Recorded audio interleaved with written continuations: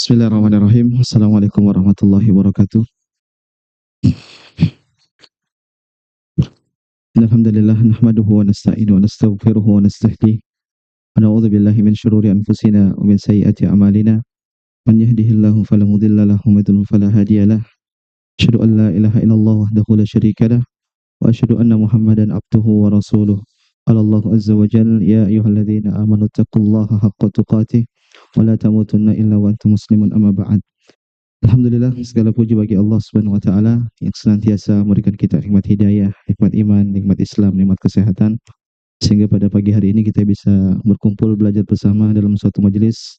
Mudah-mudahan diberkahi oleh Allah Subhanahu wa taala dan menjadi tambahan pemberat timbangan kita di hari kiamat kelak. Amin rabbal alamin. Salawat dan salam kita curahkan kepada Nabi kita Muhammad sallallahu alaihi wasallam, kepada putra-putri beliau, kepada istri-istri beliau, kepada para sahabat beliau, dan juga seluruh orang-orang yang mengikuti jejak beliau hingga hari kiamat kelak. Ikhwani fiddin, jamaah yang semoga dirahmati oleh Allah Subhanahu wa taala. Pada kesempatan pagi hari ini kita akan membahas suatu tema yang penting untuk kita pelajari, tema yang penting untuk kita selalu belajar berulang-ulang, yaitu berkaitan dengan al-khaufu minasyirk, yaitu takut dengan dosa syirik kepada Allah Subhanahu wa taala. Jamaah yang semoga dirahmati Allah Subhanahu wa taala, sebagaimana kita tahu bahwasanya Allah Subhanahu wa taala menciptakan kita di atas muka bumi ini untuk satu tugas yang sangat mulia, satu tujuan yang sangat mulia, yaitu menghambakan diri hanya kepada Allah Subhanahu wa taala. Allah Subhanahu wa taala berfirman, "Wa ma khalaqtul jinna wal insa illa liya'budun." Dan tidaklah aku ciptakan jin dan manusia kecuali hanya untuk beribadah kepada aku. Dan tujuan ini benar-benar direalisasikan oleh para rasul, para anbiya. Makanya kita lihat dakwah mereka fokusnya adalah mengarahkan manusia, mengajarkan manusia kepada tauhid, yaitu beribadatan hanya kepada Allah Subhanahu wa taala.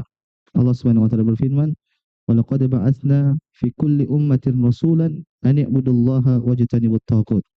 Kata Allah Subhanahu wa taala, dan tidaklah kami utus setiap rasul pada mengutus rasul pada setiap kaum kecuali untuk mengajak manusia hanya beribadah kepada Allah Subhanahu wa taala dan menjauhi namanya taghut. Taghut itu kullu ma yu'badu ma siwallah, itu sembahan yang diibadahi selain Allah Subhanahu wa taala. Semua nabi fokus dakwahnya adalah tauhid. Demikian juga Nabi kita sallallahu alaihi wasallam. Nabi sallallahu alaihi wasallam fokus beliau tatkala beliau berdakwah memang benar-benar tauhid. Makanya kita dapati tatkala Nabi sallallahu alaihi wasallam berdakwah di kota Makkah. Nabi berdakwah di kota Makkah itu selama 13 tahun. Nah, 10 tahun pertama tidak ada yang didakwahkan Nabi kecuali menyuruh kepada tauhid. Padahal di zaman itu sudah ada orang berzina, sudah ada orang minum-minum khamar, sudah ada orang praktek riba, pembunuhan, macam-macam. Tapi Nabi SAW ternyata tidak menyentuh hal tersebut. Yang Nabi fokuskan yaitu menyeru tauhid kepada manusia. Bahkan tatkala Nabi SAW pun menyeru, memerintahkan Mu'adz bin Jabal radhiyallahu taala anhu tatkala diutus oleh Nabi ke kota Yaman, ternyata dakwah yang disampaikan oleh Mu'adz atau diperintahkan oleh Nabi SAW pun itu dakwah tauhid. Ini menjelaskan kepada kita jamaah semua taala bahwasanya dakwah tauhid ini adalah dakwah yang sangat penting, dakwah yang seharusnya kita senantiasa belajar berulang-ulang. Kenapa? Di balik dakwah tersebut, jika orang menyelesaikan tauhid, maka dia akan hidup bahagia di dunia sebelum di akhirat. Di dunia Allah Subhanahu wa taala mengatakan alladzina amanu wa lam yalbisu imanahum bidzulmin ulaika lahumul amnu wa hum muhtadun. Kata Allah Subhanahu wa taala, sungguhnya orang-orang yang beriman yang mereka tidak mencampurkan keimanan mereka dengan zulm. Zulm di sini kata para ulama yaitu kesyirikan, ulaika lahumul amnu wa hum muhtadun. Kata Allah Subhanahu wa taala, maka bagi mereka keamanan, jelas keamanan di dunia dan juga keamanan di akhirat. Orang kalau bertauhid hatinya nyaman, hatinya tenang. Kenapa? Dia tahu dia punya Allah Subhanahu wa taala. Wa hum muhtadun, dan juga mereka akan diberikan hidayah oleh Allah Subhanahu wa taala. Kita tahu betapa pentingnya, betapa butuhnya kita dengan hidayah Allah Subhanahu wa taala. Dunia akan bahagia, akan tenang menjalani kehidupan dengan tauhid. Demikian juga tatkala seorang wafat, maka dia akan mendapatkan kenikmatan yang sangat besar. Di antara kenikmatan yang didapati oleh seorang wafat dalam keadaan tauhid, maka dosa-dosanya bisa diampuni oleh Allah Subhanahu wa taala. Allah Subhanahu wa taala berfirman dalam hadis qudsi, "Lau ataitani biqurabil ardi khataya, thumma laqitani la tusyrik bi syai'a la ataituka biqurabiha maghfiratan." Kata Allah Subhanahu wa taala, "Wahai hamba-hambaku, jika kau datang kepada aku dengan membawa dosa sebesar bumi," artinya dosa yang sangat banyak, tapi dalam kondisi kau tidak pernah berbuat syirik kepadaku, kata Allah Subhanahu wa taala, "La ataituka biquramiha maghfiratan." Maka saya pun akan datang kepada engkau dengan membawa ampunan sebesar dosa yang kau miliki. Artinya apa? Dosa sebesar apapun, sebanyak apapun, selama orang tersebut wafat tidak dalam keadaan berbuat syirik, ada potensi diampuni oleh Allah Subhanahu wa taala. Maka kita pernah ingat hadis Sahibul Bitaqah. Sahibul Bitaqah itu hadis yang seorang tatkala dibangkitkan oleh Allah Subhanahu wa taala, maka dia diperlihatkan tentang 99 catatan amalan. Ternyata 99 catatan amalan tersebut semuanya isinya keburukan. Dan setiap satu catatan besarnya sejauh mata memandang. Kira-kira mata kita memandang ke depan itu berapa kilo sih? 1 kilo, 2 kilo. Sejauh itulah buku, sepanjang itulah buku yang diberikan satu buku. Ternyata ada 99, semuanya isinya apa? Keburukan. Maka Allah pun mengatakan pada hari ini kau tidak akan dizalimi. Maka dikeluarkanlah satu kartu yang ternyata kartu tersebut berisikan tulisan la ilaha illallah, tidak ada Tuhan yang berhak disembah kecuali Allah Subhanahu wa taala. Kemudian dia mengatakan, apa buku ini, catatan ini jika ditimbang dengan 99 catatan, maka enggak masuk akal, kok bisa? Nanti apa gunanya buku ini? Akhirnya kalau ditimbang ternyata kartu la ilaha illallah itu lebih berat daripada 99 buku catatan keburukan. Kata Ibnu Qayyim rahimahullah taala, benar, semua kita punya catatan la ilaha illallah, punya buku la ilaha illallah, tapi setiap kita berbeda-beda. Setiap kita berbeda-beda timbang. Dan selama seorang semakin beriman kepada Allah, semakin bertakwa, semakin bertauhid, maka kartu la ilaha illallahnya pun semakin berat nanti timbangannya. Artinya saya ingin sampaikan, orang yang wafat dalam keadaan bertauhid, maka dijamin dosanya diampuni oleh Allah Subhanahu wa taala. Kemudian juga dalam hadis Nabi menyebutkan, Abu Hurairah pernah bertanya kepada Nabi SAW, "Man as'adun nas yaumal qiyamah, wahai Rasulullah, siapa orang yang paling bahagia mendapatkan syafaatmu nanti wahai Rasulullah pada hari kiamat?" Kata Nabi SAW, "Man qala la ilaha illallah khalisan min qalbihi aw nafsihi." Orang yang paling berhak, yang paling bahagia nanti mendapatkan syafaat kepada hari kiamat, jemaah, kata Nabi SAW, itu orang yang mengucapkan la ilaha illallah khalisan, ikhlas dalam hatinya. Artinya benar-benar dia terapkan kartu la ilaha illallah tersebut. Banyak sekarang orang mengucapkan la ilaha illallah tapi dia tidak tahu konsekuensi dari la ilaha illallah. Ini jadi masalah. Maksud hadis di sini maksudnya benar-benar dia mengucapkan la ilaha illallah, kemudian dia mempraktekkan secara nyata dalam kehidupannya ucapan la ilaha illallah tersebut. Kemudian dalam hadis yang lain, dia adalah keagungan seorang yang wafat dalam keadaan tauhid, maka dia akan masuk surga tanpa hisab dan tanpa adab. Ini cita-cita kita jemaah. Kita pengen masuk surga tanpa hisab dan tanpa adab. Kenapa? Hisab itu berat. Tidak semua orang, semua kalau kita dihisab kita akan susah. Makanya Nabi mengatakan, "Man husiba udzib." Barang siapa yang dihisab oleh Allah Subhanahu wa taala, maka pada hakikat dia seperti diazab oleh Allah Subhanahu wa taala. Berat. Belum lagi adab neraka. Waliyadzubillah. Maka mudah-mudahan Allah Subhanahu wa taala menjadikan kita hamba-hamba yang bisa masuk surga tanpa hisab dan tanpa adab. Syaratnya apa? Yaitu memiliki tauhid yang benar. Sampai-sampai hal-hal yang mubah, yang itu jika disandarkan, jika itu dilakukan, bisa menghalangi seorang masuk dalam surga tanpa hisab dan adab. Nabi menyebutkan mereka yang masuk hisab tanpa adab yaitu ala yastarqun wa la yaqtatayyarun wa la yaktawun wa la rabbihim yatawakkalun.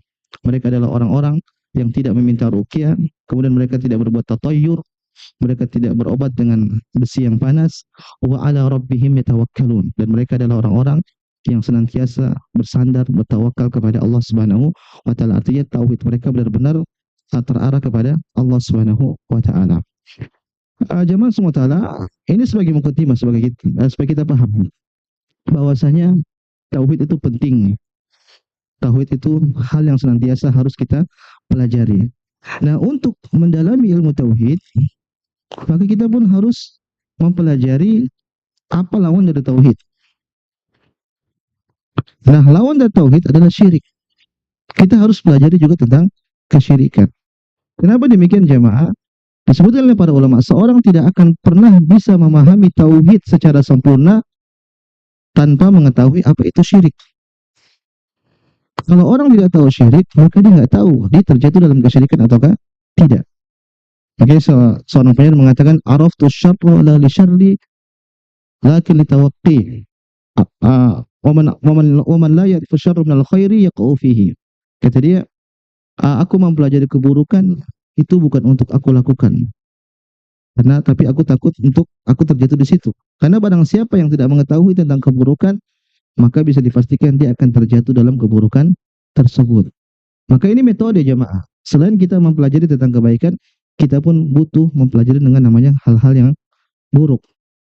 Seperti Hudzaifah bin Yaman, dia mengatakan kana nas yasaluna Rasulullah sallallahu alaihi wasallam anil khair. Hudzaifah bin Yaman menceritakan dahulu orang itu kalau ketemu Nabi nanyanya kebaikan terus. Wa kuntu as'aluhu anil syarr. Tapi kalau saya nanya tentang keburukan. Makhafatan an yudrikani. Saya khawatir keburukan tersebut menimpa aku dalam keadaan saya tidak sadar dan saya tidak tahu. Maka mempelajari tentang kesyirikan, bahaya kesyirikan, ini poin yang sangat penting yang harus kita pelajari. Sekali lagi, kenapa? Supaya kita tidak tahu, supaya kita paham, benar-benar kita tidak terjerumus dalam kesyirikan. Lihat para sahabat radhiyallahu taala anhum. Kenapa mereka begitu kuat, kekokohan mereka, bagaimana akidah mereka sangat kuat. Kenapa? Karena dulu mereka adalah orang-orang yang pernah juga terjerumus dalam kesyirikan. Bahkan Umar bin Khattab pun pernah terjatuh dalam kesyirikan yang lainnya. Nah, tatkala mereka paham tentang tauhid dan juga paham tentang kesyirikan, jadilah mereka manusia-manusia yang kokoh. Makanya Abu Ja'far tatkala dia ketemu dengan seorang raja, dia mengatakan ayuhal malik. Dia ingin menceritakan tentang kondisi mereka. Kunna qauman ahla jahiliyatin na'budul asnam. Kita ini dahulu kelompok-kelompok orang-orang jahiliyah yang dahulu kami ini menyembah berhala. Mereka iktiraf, mengakui dulu kita ini di saat jahiliyah kami menyembah berhala.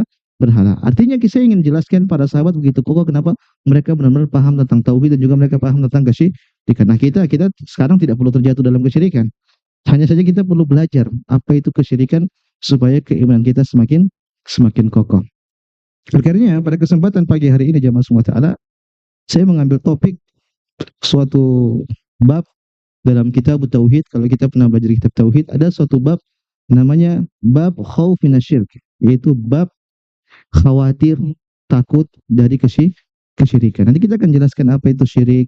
Kemudian nanti saya akan sebutkan beberapa dalil yang disebutkan dalam kitab tauhid tentang mengkhawatirkan kalau orang terjatuh dalam kesyirikan. Kalau paling tidak ada 5 dalil, nanti kita akan jelaskan satu per satu. Ikhwan fillah, jemaah yang semoga dalam hati Rasulullah Ta'ala, kita mulai sekarang dengan penjelasan tentang apa itu syirik. Syirik, kalau kita kembalikan dalam bahasa, maka maknanya adalah sekutu atau menduakan. Sekutu atau menduakan. Ini secara bahasa. Makanya kalau kita kerja sama orang, itu namanya perbuatan syirkah. Jadi kita bergabung untuk mengerjakan suatu proyek. Itu namanya kan syirkah. Jadi satu proyek dikerjakan oleh 2 orang, kerjasama, syarikat. Itu secara bahasa seperti itu. Adapun secara syariat, maka banyak ternyata nas-nas yang menjelaskan tentang makna syirik secara syariat. Contoh seperti firman Allah Subhanahu wa taala, "Fala taj'alu lillahi andad."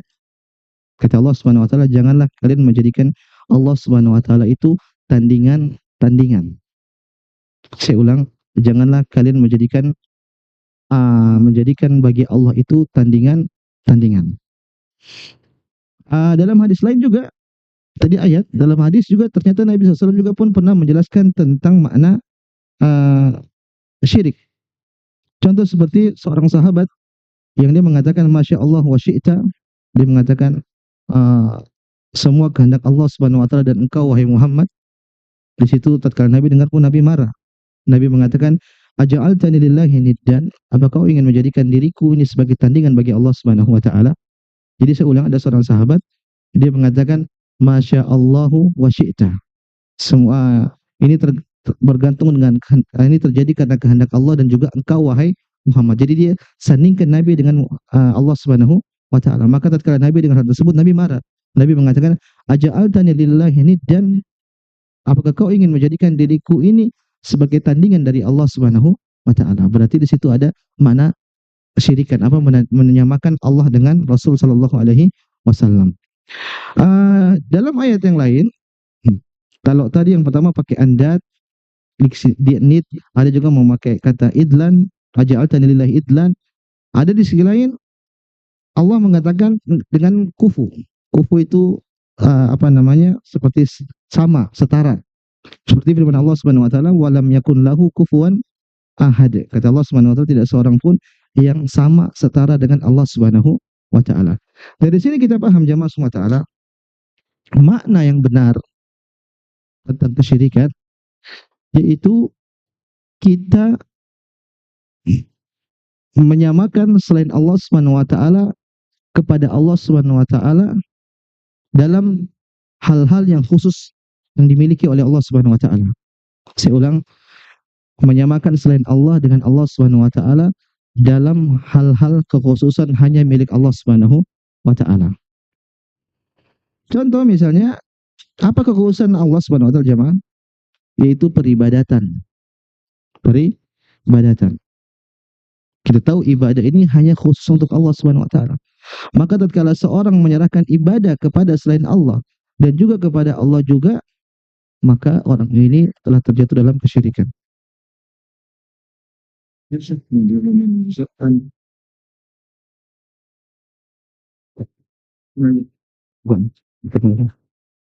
Sebentar Bu, ada pengumuman. Bismillah, Assalamualaikum warahmatullahi wabarakatuh. Mohon maaf mengganggu waktu kajian. Untuk yang memiliki mobil Mitsubishi Expander dengan nomor plat B2607 TZQ agar dipindahkan karena menghalangi mobil yang lainnya. Syukron jazakumullahu khairan. Sekali lagi, mobil Expander nomor B2607 TZQ agar segera dipindahkan. Syukron jazakumullahu khairan. Boleh lanjut. Kita lanjutkan ya Ibu. Saya kembali. Kita kembali ke makna syirik secara istilah, yaitu berarti kita menyamakan selain Allah dengan Allah Subhanahu wa taala pada kekhususan Allah Subhanahu wa taala. Yang kekhususan Allah itu adalah ibadah. Maka semua ibadah jika kita letakkan kepada selain Allah, maka itulah syirik.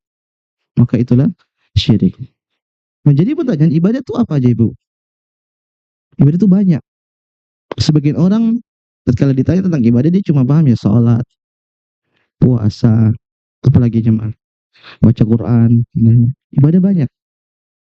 Ibadah itu suatu hal yang dicintai oleh Allah Subhanahu wa taala, baik itu secara perbuatan atau secara perkataan, baik zahir maupun batin. Maka kalau ibu-ibu pengen tahu apa itu ibadah, banyak sekali. Contoh misalnya orang bernadar, menyembelih, apalagi sujud, itu semua peribadatan kepada Allah Subhanahu wa taala. Jika semua ibadah ini ada satu ibadah yang diletakkan kepada Allah, maka itulah syirik. Maka itulah syirik. Jadi syirik itu beribadah kepada Allah dan juga beribadah kepada selain Allah Subhanahu wa taala. Jadi satu sisi ada orang dia sholat ibu-ibu, tapi dia juga terjatuh dalam kesyirikan. Contoh misalnya ada orang sholat, habis itu dia pulang, dia buka praktek dukun. KTP-nya Islam tidak? Islam. Tapi perbuatannya syirik. Oke lah, ada orang Idul Adha. Akhirnya dia sembelih sapi di masjid, sumbang. Habis itu di rumahnya dia sembelih lagi kambing. Tapi buat jin. Satu sisi dia berbuat ibadah kepada Allah, satu sisi dia beribadah kepada selain Allah. Maka orang seperti ini terjatuh dalam kesyirikan. Meskipun kita lihat dalam konteksnya KTP-nya Islam, bisa jadi. Ini menjelaskan kepada kita, orang kalau beragama Islam, bisa dia keluar dari agama Islam. Bisa dia menjadi orang yang musyrik. Karena ada persepsi sebagian orang, kalau orang sudah Islam, dia nggak bakal keluar lagi dari Islam. Enggak. Islam itu ada pembatal-pembatalnya. Sama dengan kita wudhu. Wudhu kita ada pembatalnya. Entah kita buang angin, entah kita buang air besar, dan seterusnya. Nah demikian juga Islam. Islam itu ada penggugurnya, ada pembatalnya. Salah satunya adalah berbuat kesyirikan. Maka jemaah semua taala, inilah makna syirik. Yang nanti kita akan jelaskan syirik itu ada dua, syirik besar dan syirik kecil. Tapi kita sampai sini dulu. Syirik besar. Syirik tadi apa? Yang pertama secara bahasa yaitu menduakan Itu secara bahasa. Kalau secara istilah berarti kita menyamakan Allah dengan selain Allah pada hal-hal yang khusus hanya milik Allah Subhanahu wa taala. Paham sampai sini Ibu? Ibnu Mas'ud pernah tanya kepada Nabi sallallahu alaihi wasallam, "Ayu dzambil a'dzam?" Apa dosa yang paling besar? Kata Nabi SAW, "Antaja'ala lillahi niddan wa huwa khalaqak." Kau menjadikan Allah Subhanahu wa taala itu tandingan padahal Allah itu yang menciptakan engkau. Dari diksi ini kita bisa paham tentang makna syirik tadi sebutkan mirip. Kau menjadikan Allah sebagai tandingan, maksudnya dalam peribadatan padahal Allah lah yang menciptakan engkau. Harusnya hanya satu-satunya Allah saja yang kau sembah. Tapi kenapa kau juga menyembah Allah, kau juga menyembah kepada selain Allah. Jamaah semoga Allah Taala. Sekarang kita bahas beberapa dalil yang disebutkan dalam kitab Tauhid tentang bahayanya kesyirikan. Yang pertama, kalau ibu punya mushaf, buka surat An-Nisa ayat 48. Surat An-Nisa, kalau tidak tulis dulu, nanti di rumah baru dicatat. Surat An-Nisa ayat 48. Allah Subhanahu wa taala berfirman, "Innallaha la yaghfiru an yushraka bihi wa yaghfiru ma duna dzalika liman yasha." Kata Allah Subhanahu wa taala, sesungguhnya Allah itu tidak mengampuni dosa syirik dan Allah mengampuni dosa selain syirik bagi siapa saja yang dikehendaki oleh Allah Subhanahu wa taala. Saya ulang, innallaha la yaghfiru an yushraka bihi wa yaghfiru ma duna dzalika liman yasha. Kata Allah Subhanahu wa taala, sungguhnya Allah itu tidak mengampuni dosa syirik, tapi Allah mengampuni dosa selain atau di bawah syirik bagi siapapun yang dikehendaki oleh Allah Subhanahu wa taala. Ini surat An-Nisa ayat 48. Jamaah yang semoga Allah SWT, dari ayat ini kita ambil faedah yang pertama, lihat betapa mengerikannya syirik. Jamaah kita tahu Allah itu rahmatnya sangat luas. Allah itu Maha Pengampun, Al-Afu, Al-Ghafir, Al-Ghafur. Kayaknya saya pernah bahas di sini tentang betapa baiknya Allah Subhanahu wa taala mengampuni seorang hamba. Dosa apapun bisa diampuni oleh Allah Subhanahu wa taala. Tapi kalau udah berkaitan dengan syirik, nggak ada ampunan. Tidak ada ampunan. Kita pernah dengar kisah seorang wanita yang berzina. Bukan berzina, dia pezina. Profesi dia sebagai pezina. Ini perbuatan yang sangat keji, fahish. Tapi gara-gara amalan yang sepele, apa amalan dia? Kasih minum anjing yang sedang haus. Amalan sepele. Tapi karena saking ikhlasnya dia, benar-benar dia cari keridhaan Allah Subhanahu wa taala, dengan amalan tersebut Allah ampuni dia. Padahal dosa zina ini besar tidak Ibu? Besar. Tapi diampuni oleh Allah Subhanahu wa taala. Lebih besar daripada itu, lihat ada orang bunuh 99 orang. Tidak cukup sampai situ, dia tanya orang salah jawab, dia tebas lagi jadi 100. Tapi gara-gara dia menyesal, akhirnya dia berhijrah, belum sempat beramal, meninggal, akhirnya dosa-dosanya diampuni oleh Allah Subhanahu wa taala. Lihat juga tadi kartu la ilaha illallah. Dia punya 99 kartu, semuanya keburukan. Tapi ternyata dia punya la ilaha illallah. Artinya dia tidak pernah berbuat syirik. Ternyata kartu itu bisa lebih berat daripada dosa-dosa yang pernah dia lakukan. Allah itu maha rahmat, maha luas. Tapi kalau udah masalah syirik, nggak ada ampunan jamaah. Tidak ada ampunan. Ini menjelaskan kepada kita bahwasanya kita tuh harus benar-benar perhatian dengan syirik. Makanya ibu-ibu, saya katakan, kalau kita lihat asatidzah kita, guru kita ngajarnya syirik, itu sebenarnya dia bukan nakut-nakutin kita, tapi justru itu dia sayang sama kita. Dia sayang sama kita supaya kita nggak terjatuh. Bahaya kalau seorang beramal soleh panjang-panjang, mungkin 10, 50 tahun, 40 tahun, di akhir dia berbuat syirik, itu amalan semua tidak ada gunanya. Kenapa? Dosa syirik tidak diampuni oleh Allah Subhanahu wa taala. Nanti jadi pertanyaan, kenapa sampai begitu ya? Sampai dosa syirik itu tidak diampuni oleh Allah Subhanahu wa taala. Kita katakan wajar tidak diampuni. Kenapa syirik itu hak Allah Subhanahu wa taala? Hak Allah. Allah yang menciptakan kita. Allah yang ngasih hidup kita. Allah yang kasih rezeki kita. Apalagi semua yang Allah kita punya semuanya dari Allah Subhanahu wa taala. Kok bisa kita setelah itu beribadah kepada selain Allah? Ini kan juga kurang ajar namanya kalau kita katakan dalam bahasa kasar. Saya contohkan misalnya ibu-ibu di sini, banyak ibu-ibu punya anak dirawat sejak melahirkan, sejak hamil, kemudian dilahirkan, kemudian dirawat anaknya jadi besar, disuapin, belajar jalan terus sampai dia dewasa, sampai dia sukses. Setelah dia sukses ternyata dia mengabdi sama ibu yang lain. Kira-kira gimana perasaannya, Bu? Tahu-tahu dia dapat ibu dari mana, dari kota lain, dijadikan ibu itu sebagai standar berbakti dia. Ibu ditinggalin sama dia. Kira-kira gimana? Walillahi masalul a'la. Allah yang menciptakan kita semuanya. Kok bisa-bisanya ada orang beribadah kepada selain Allah Subhanahu wa taala? Makanya Nabi menyatakan, dosa paling besar anta ja'ala lillahi niddan wa khalaqah. Itu kau menjadikan Allah Subhanahu wa taala tandingan, padahal Allah itu yang menciptakan engkau. Yang menciptakan ini maksudnya include sampai kehidupan manusia sampai mati. Itu semua dilakukan oleh Allah Subhanahu wa taala. Makanya ada namanya takdir, namanya adalah tauhid ar-rububiyah. Allah yang menciptakan, Allah yang memiliki, dan Allah yang mengatur. Semua dari awal penciptaan sampai kita mati ini semua Allah Subhanahu wa taala yang mengatur. Adapun malaikat-malaikat itu semua atas kehendak Allah Subhanahu wa taala, atas perintah dari Allah Subhanahu wa taala. Jemaah yang semoga Allah taala, Allah mengatakan innallaha la yaghfiru ayyushraka bihi. Sungguhnya Allah Subhanahu wa taala tidak mengampuni dosa syirik. Berarti yang kita bisa ambil faedah, ini musibah pertama. Dari ayat ini kita tulis musibah yang didapatkan oleh orang berbuat syirik. Yang pertama yaitu dosanya tidak akan diampuni oleh Allah Subhanahu wa taala. Mau dia berbuat baik sebanyak apapun, mau dia sedekah sebanyak apapun, mau dia sholat sebanyak apapun, kalau berbuat syirik selesai, tidak ada ampunan dari Allah Subhanahu wa taala. Nanti ada yang mengatakan gini, Ustaz, masa begitu? Ada orang sedekah baik, mungkin dia mengorbankan dirinya untuk bermasyarakat, untuk sosial, melakukan ini, melakukan itu demi untuk manusia, tapi dia syirik. Masa dia masuk neraka? Allah kan maha baik. Kita katakan, Allah yang mengatakan demikian, Allah janji seperti itu. Orang yang berbuat syirik pasti masuk neraka. Oke lah, kalau ada orang yang punya jasa besar, tapi dia syirik, tapi kayaknya dia harus masuk surga. Siapa kira-kira orang yang paling berhak, jemaah? Ada orang berbuat syirik, tapi ini orang baik, jasanya paling banyak sama kaum muslimin.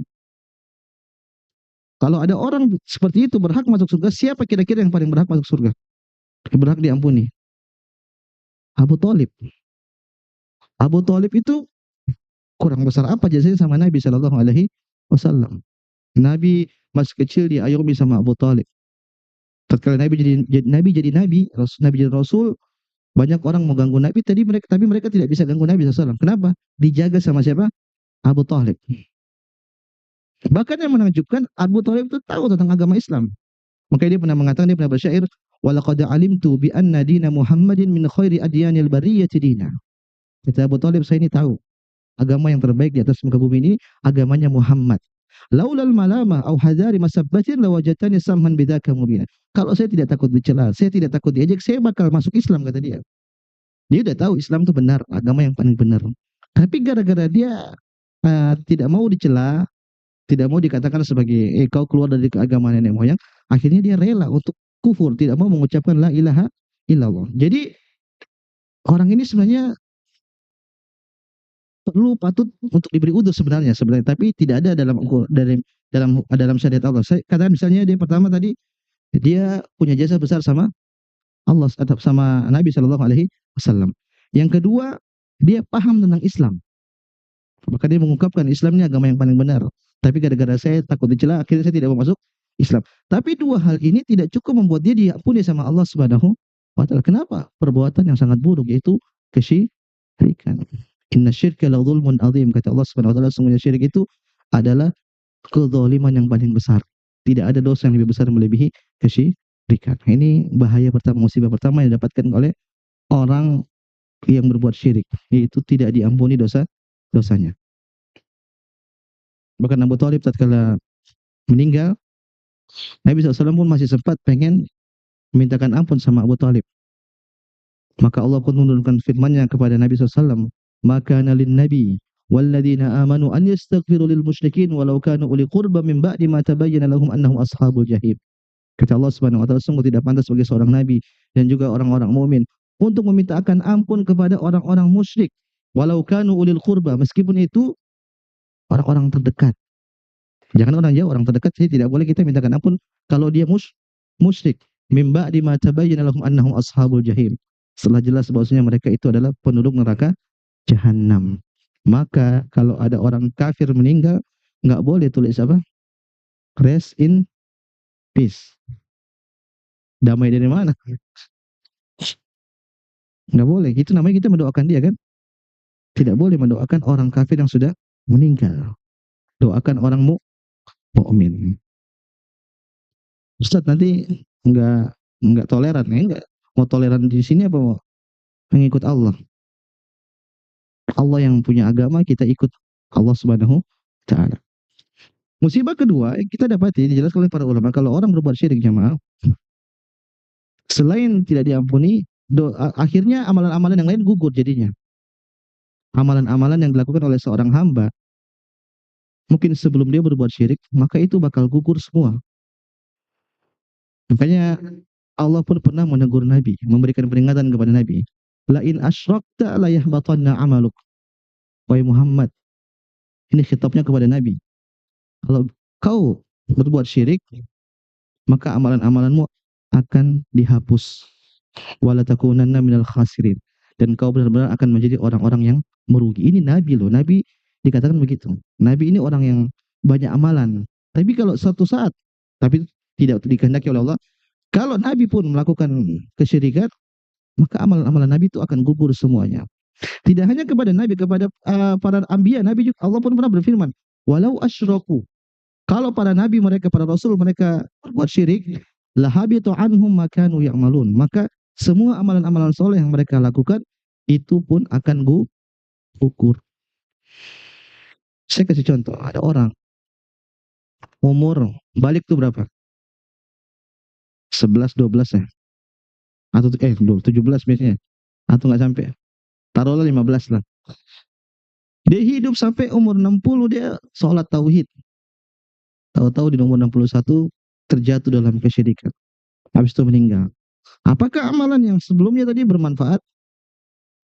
Enggak, sama sekali tidak. Semuanya gugur, hancur. Cuman gara-gara berbuat kesyirikan. Maka hati-hati. Jangan sampai terjatuh dalam kesyirikan. Musibah yang ketiga. Musibah pertama tadi apa? Tidak diampuni. Yang kedua, amalan semua gugur. Kemudian yang ketiga ini. Orang kalau berbuat syirik, mustahil masuk surga. Mustahil masuk surga. Nggak bakal mungkin. Tapi kan dia baik. Nggak bakal mungkin. Allah yang mengatakan. Mau tahu dalilnya? Lihat firman Allah Subhanahu wa taala. Allah mengatakan, innahu man yusyrik billah faqad harramallahu alaihi al-jannata wa ma'wahu an-nar. Kata Allah Subhanahu wa taala, sungguhnya orang berbuat syirik, maka Allah haramkan bagi dia surga. Haram. Haram itu apa? Nggak boleh masuk surga. Wa ma'wahu an-nar, dan tempatnya adalah neraka jahanam. Masih kurang. Ayat yang lain Allah mengatakan, innal ladzina kadzdzabu bi ayatina, sesungguhnya orang-orang yang mendustakan ayat-ayat Allah Subhanahu wa taala, ini mereka orang musyrik. Wastakbaru anha, dan mereka sombong dengan ayat-ayat Allah Subhanahu wa taala, la tufattahu lahum abwabus sama wa la yadkhuluna al-jannata hatta yalijal jamalu fi samil khiyat. Kata Allah Subhanahu wa taala, orang-orang musyrik itu mereka tidak akan pernah masuk surga sampai onta itu masuk ke dalam lubang jarum. lubang jarum yang kecil itu, semut aja mungkin belum tentu bisa masuk. Onta bisa masuk ke situ, baru mereka bisa masuk surga. Artinya itu suatu hal yang mustahil, nggak mungkin. Makanya jangan doa rib sama orang kafir. Nggak bakalan, bahkan dilarang sama Allah Subhanahu wa taala. Maka dari sini jemaah semua taala yang kita paham bahwasanya jangan sampai kita terjatuh dalam kesyirikan. Lebih jauh daripada itu, kita harus paham syirik itu apa aja sih. Karena orang Islam semua tahu syirik itu nggak boleh.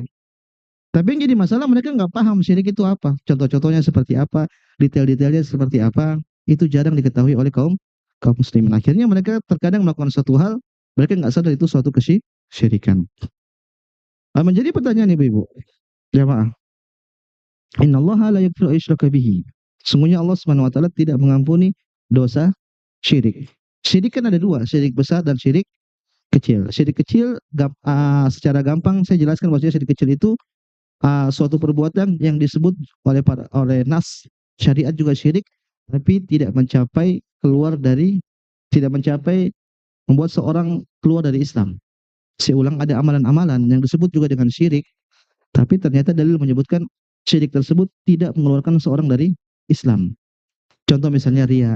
Sepakat para ulama orang mengatakan ria itu tidak sampai ke kafir. Contoh orang bersumpah atas nama selain Allah, misalnya demi Allah dan demi Rasulullah, itu syirik, tapi tidak sampai mengeluarkan dalam keluar dari Islam. Jadi ada hal perbuatan-perbuatan disebut syirik, tapi tidak sampai taraf syirik besar, itu disebut dengan syirik kecil. Menjadi pertanyaan, apakah syirik kecil juga tidak diampuni? Jadi begini, kalau dosa-dosa lain, misalnya orang membunuh, meninggal dalam keadaan belum bertobat, ada potensi diampuni tidak ibu? Saya ulang, ada orang mencuri, ada orang membunuh, atau orang begal di jalan ditembak sama polisi karena kabur, meninggal dalam keadaan mencuri, belum bertobat jelas, karena dia lagi dikejar-kejar. Apakah dia punya potensi diampuni sama Allah? Ada. Ada potensi diampuni sama Allah Subhanahu wa taala. Allah mengatakan, "Wa yaghfiru ma duna dzalika liman yasha." Allah akan mengampuni dosa selain syirik bagi siapa yang Allah kehendaki. Tergantung Allah mau ampuni ataukah tidak. Nah, kalau ria, dosa-dosa syirik yang kecil, kalau ada orang mati dalam keadaan ria, apakah ria bisa diampuni jemaah? Bisa diampuni tidak? Ini pembahasan para ulama.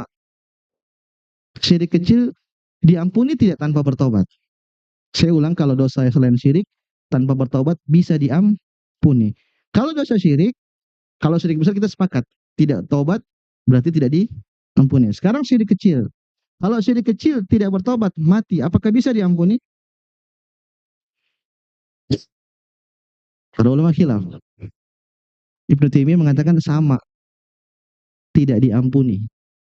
Tidak ada potensi untuk diampuni. Kenapa? Dia juga disebut dengan syirik. Wallahu ta'ala ada dua pendapat. Pendapat satunya mengatakan diampuni. Tapi saya ingin jelaskan saja untuk kehati-hatian ibu-ibu. Untuk kehatian kita. Karena Allah mengungkapkan innallaha la yaghfiru ayyushraka bihi. Allah itu tidak mengampuni dosa syirik. Sedangkan syirik itu ada dua, syirik besar, syirik kecil. Untuk kehati-hatian dosa apapun, mau syirik besar, mau syirik kecil, minta ampun sama Allah Subhanahu wa taala. Jangan-jangan kalau kita tidak minta ampun nanti kita meninggal tidak diampuni sama Allah Subhanahu wa taala. Adapun dosa-dosa yang lain masih ada potensi diampuni. Artinya kalau tidak diampuni berarti itu dia akan masuk dalam timbangan keburukan, repot. Maka minta ampun sama Allah Subhanahu wa taala. Dosa apapun, mau syirik besar, mau syirik kecil, maupun dosa-dosa yang lainnya. Jamaah yang semoga Allah taala, ayat kedua yang saya ingin bahas di sini dari kitab tauhid. Tatkala di bab takut dengan syirik, yaitu firman Allah Subhanahu wa taala dalam surat Ibrahim ayat 35. Allah Subhanahu wa taala berfirman, "Wa junubni wa baniya an na'budal asnam." Kata Nabi Ibrahim, "Ya Allah, jauhkanlah aku dan anak cucuku dari penyembahan terhadap berhala." Jamaah yang semua saya ulang, "Wa junubni wa baniya an na'budal asnam," surat Ibrahim ayat 35. Ini ayat Allah berbicara tentang doa Nabi Ibrahim. Nabi Ibrahim berdoa, "Ya Allah, jauhkanlah aku dan juga anak cucuku dari apa? Peribadatan kepada berhala." Jamaah semua ini doa menarik. Kenapa saya katakan menarik? Karena yang doa siapa? Ibrahim, Khalilur Rahman, kasih Allah Subhanahu wa taala. Dialah yang pernah menghancurkan berhala. Dialah yang pernah mendebat orang-orang musyrik. Dialah yang pernah dilempar ke kubangan api. Tapi lihat, sesoleh-solehnya Nabi Ibrahim masih berdoa, "Ya Allah, jauhkanlah saya dari perbuatan syirik." Ini artinya apa? Ibrahim mengajarkan kepada kita tuh nggak boleh merasa aman dengan namanya kesyirikan. Ajaib sebagian orang. Mereka nyaman hidup di negeri kafir. Padahal tidak ada urgensi yang mendesak mereka hidup di sana. Akhirnya mereka bermuamalah seorang kafir, melihat bagaimana peribadatan orang kafir dan melihat di mata-mata mereka. Bukan saya katakan tidak, mungkin dia merasa aman, saya aman, insya Allah saya aman. Tapi kita nggak tahu anak ente gimana. Anak ente nanti sekolahnya di sana, ketemu sama teman-teman di sekolah itu kafir semua. Nah kita selamat, anak kita belum tentu selamat. Maka jangan main-main, jangan merasa aman dari namanya kesyirikan.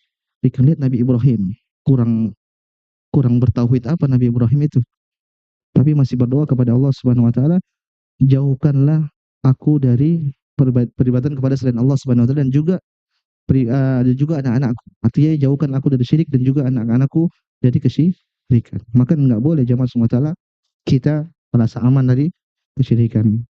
Di antara doa yang perlu kita baca, kata Ibrahim At-Taimi rahimahullahu taala. Tatkala dia menjelaskan tentang ayat tadi, dia mengatakan begini, "Man ya'manu minal bala'i ba'da Khalilir Rahman?" Siapa orang yang bisa aman kalau Ibrahim saja tidak merasa aman dengan kesyirikan. Mari kita hidup di zaman seperti ini, zaman yang banyak fitnah. Hati-hati jangan sampai uh, merasa aman dengan namanya kesyirikan. Tadi Nabi Ibrahim mengatakan, "Wa junubni wa bani an na'budul asnam." Dan jauhilah aku dan anak cucuku dari perbuatan menyembah asnam. Sonam, kalau kita kembali pada penjelasan para ulama, sonam itu ibu-ibu, asnam itu jamak dari sonam. Jadi sonam itu maknanya adalah sesembahan-sesembahan yang berbentuk seperti misalnya bentuk patung, apalagi berhala-berhala lah. Itu namanya sonam. Di sisi lain, terkadang Allah menyebut sembahan-sembahan itu dengan al-wathan. Apa? Al-wathan. Jadi ada sonam, ada wathan. Contoh seperti wathan, firman Allah Subhanahu wa taala, "Innama ta'buduna min dunillahi awthanan wa takhluquna ifka."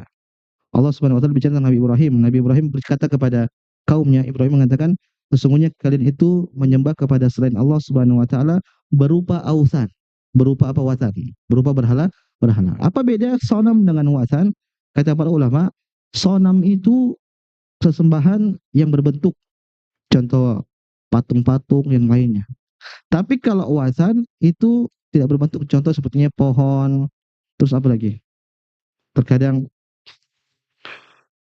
benda-benda alam lah, batu yang lainnya. Tapi kalau sudah dibentuk, itu namanya sonam. Watan juga bisa jadi matahari, bisa jadi juga bintang, itu namanya watan. Nah, tatkala Allah Subhanahu wa taala berbicara tentang Nabi Ibrahim, ternyata dalam satu sisi Allah berbicara tentang penyembahan mereka itu sonam.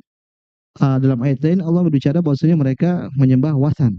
Kata para ulama, berarti di zaman Nabi Ibrahim kaumnya itu beribadah kepada macam-macam berhala. Terkadang berhala, terkadang juga watan, terkadang sonam, terkadang juga watan. Intinya ini saya ingin menjelaskan saja tentang bagaimana ketakutan Nabi Ibrahim alaihissalam tatkala dia berdoa kepada Allah Subhanahu wa taala, jauhkanlah saya dari peribadatan kepada sonam, itu peribadatan kepada selain Allah Subhanahu wa taala. Maka faedahnya kita harus takut dengan namanya dosa syirik. Kemudian kita jangan sampai merasa aman dengan dosa syirik. Oke lah kalau kita merasa aman, itu tidak menjamin keselamatan anak-anak kita atau cucu-cucu kita. Kita sekarang aman mungkin bisa jadi. Makanya dilarang membuat patung itu, kenapa jamaah? Karena menutup celah-celah kesyirikan. Lata wal Uzza itu dulu orang-orang soleh. Orang-orang soleh. Tatkala dia meninggal, orang-orang itu bikin patungnya bukan untuk disembah, tapi untuk apa? Untuk mengingat. Jadi dibangun supaya kalau orang lagi futur ngelihat, kita punya contoh dulu nih, orang ini baik. Jadi mereka termotivasi lagi untuk berbuat baik. Nah, di awal-awal Lata dan Uzza tidak disembah. Nanti anak keturunan yang belakang-belakang baru mereka disembah. Kenapa? Mereka, kok ada patung seperti ini? Gagal seperti itu. Jadi mereka keramatkan patung tersebut. Maka kalau zaman sekarang mungkin ada hal-hal yang berbau kesyirikan, mungkin belum terjadi kesyirikan, tapi kita nggak tahu nanti tahun-tahun berikutnya. Maka tidak boleh kita menyalakan lampu di kuburan, tidak boleh menyemai kuburan. Itu semua menutup pintu-pintu kesyirikan. Sekarang tidak, tapi nanti nggak tahu 20 tahun lagi, 30 tahun yang kemudian. Selanjutnya ibu-ibu yang semua taala jamaah, di antara dalil yang dibawakan dalam kitab Tauhid untuk menjelaskan tentang bahayanya syirik, di sini didatangkan hadis Nabi Shallallahu Alaihi Wasallam. Nabi pernah bersabda, "Akhwafu ma akhafu alaikum asyirkul asghar." Nabi menyebutkan sesuatu yang paling aku khawatirkan kepada kalian yaitu perbuatan asyirkul asghar, yaitu syirik kecil. Apa syirik kecil? Kemudian para sahabat tanya, "Wahai Rasulullah, syirik kecil itu apa?" Kata Nabi, "Ar-riya," yaitu perbuatan riya. Jamaah semua taala, dari sini kita paham bahwasanya syirik itu dua. Tadi saya sudah singgung di awal. Tadi saya mau bahas di sana, cuman karena di sini jadi saya tunda ke sini. Syirik itu ada dua, syirik besar dan syirik kecil. Saya ulang, syirik besar yaitu perbuatan syirik yang bisa mengeluarkan seorang dari Islam. Kalau syirik kecil yaitu perbuatan yang disebut dengan syirik, tapi tidak sampai taraf syirik besar. Paham? Syirik kecil itu perbuatan yang disebut dengan syirik juga, tapi tidak sampai mencapai taraf syirik besar. Di antara contoh syirik kecil yaitu riya. Kenapa? Riya, karena Nabi menyebutkan syirkul asgor. Riya itu syirik. Tetapi ternyata riya itu tidak sampai taraf syirik besar. Mengerikan, riya itu mengerikan. Kalau kita baca lanjutan hadis ini, ibu-ibu, jamaah, disebutkan bahwasanya nanti pada hari kiamat, tatkala Allah Subhanahu wa taala hendak membagi-bagi pahala kepada manusia pada hari kiamat, maka nanti ada orang-orang yang riya datang. Mereka minta pahala sama Allah Subhanahu wa taala. Ya Allah, saya sudah melakukan ini, saya melakukan ini, saya melakukan, mana pahala saya? Mereka minta jatah pahala. Apa kata Allah Subhanahu wa taala? Idhabu ilal ladzina kuntum turauna fid dunya. Kalian pergi minta sama orang-orang yang dulu kalian riya sama mereka. Fanduru hal tajiduna indahum jaza. Kalian cari sana, apakah mereka mau ngasih pahala sama kalian? Jadi orang-orang yang riya nanti misalnya riya sama netizen. Nanti pada hari kiamat dia datang sama Allah, ya Allah, saya pahala saya mana? Saya sudah ngaji, saya sudah gini, mana pahala saya? Apa nanti kata Allah? Kau minta pahalamu sama netizen sana. Karena dulu kau beribadah riya sama nih netizen. Jamaah semua ta'ala, kita perlu pelajari. Ada perbedaan-perbedaan yang mendasar pada syirik besar dan syirik kecil. Perbedaan yang pertama, ibu-ibu, jamaah semua ta'ala, syirik besar itu menghapus seluruh amal. Tadi kita sebutkan yang tadi kan musibah-musibah yang didapati oleh syirik besar. Nah, syirik besar itu kan menghapus amal semuanya. Kalau syirik kecil hanya menghapus amalan yang tercemari dengan syirik kecil. Jadi begini, kalau syirik besar itu saya katakan misalnya ada orang 50 tahun beribadah, kemudian umur 51 tahun buat syirik besar, kemudian mati. Maka umur 50 tahun itu selama dia beribadah gugur semua. Hanya gara-gara satu kesyirikan yang dibuat di akhir kehidupan dia. Kalau syirik kecil, misalnya 50 tahun beribadah, kemudian di umur 51 tahun, selama 1 tahun itu dia ria-ria terus. Maka yang 50 tahun ini tidak gugur. Yang gugur itu selama 1 tahun dia beribadah secara ria. Paham sampai sini? Bahaya tidak? Bahaya juga. Perbedaan kedua, syirik besar, tadi kita sebutkan kekal di neraka jahanam. Kalau orang berbuat syirik kecil, tidak. Dia tidak kekal di neraka jahanam.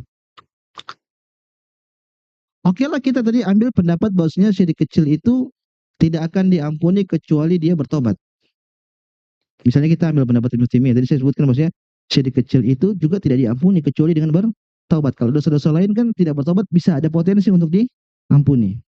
Nah, meskipun orang ini tidak bertobat, maka dosa-dosanya juga tidak diampuni. Tapi dosa itu tidak akan membuat dia kekal di neraka jahanam. Saya kasih contoh misalnya. Kita pakai pendapat bahwasanya ria itu harus bertobat. Ada orang meninggal dalam keadaan ria. Meninggal. Riaknya diampuni tidak? Kalau kita pakai pendapat Ibnu Taimiyah tidak diampuni. Kenapa? Dia belum bertaubat. Tapi dosa ria ini tidak buat dia kekal. Dia dicuci dulu lah sebentar. Dicuci rianya sampai habis. Atau mungkin apa namanya ditutup dengan dosa. Pokoknya dicuci dulu baru nanti dia masuk ke dalam surga. Tapi kalau syirik besar, cuman sekali aja syirik. Contoh, ada orang ibu-ibu dalam hadis masuk neraka jahanam kekal gara-gara lalat. Gara-gara apa? Lalat. Pernah dengar tidak hadisnya? Ada dua orang berjalan, kemudian mereka melewati suatu perkampungan. Siapa yang bisa lewat situ, mau lewat situ harus menyembelih untuk berhala-berhala mereka. Maka satu orang ditanya, kau menyembelih? Kata dia, saya nggak punya apa-apa. Maka dikatakan kepadanya, qarrib walau dzubab. Kau sembelih meskipun dengan apa? Lalat. Akhirnya orang pertama sembelih dia. Dia sembelih lalat. Dia persembahkan buat apa? Berhala. Akhirnya dia mati dan masuk neraka jahanam. Yang kedua disuruh nggak mau, dia nggak mau. Karena dia tahu mau menyembelih buat apapun, dengan apapun sekecil apapun itu tetap dinilai syirik oleh Allah Subhanahu wa taala. Akhirnya tidak mau. Akhirnya dia dibunuh, tidak boleh lewat, tapi dia masuk surga. Bagaimana dengan orang yang menyembelih ayam?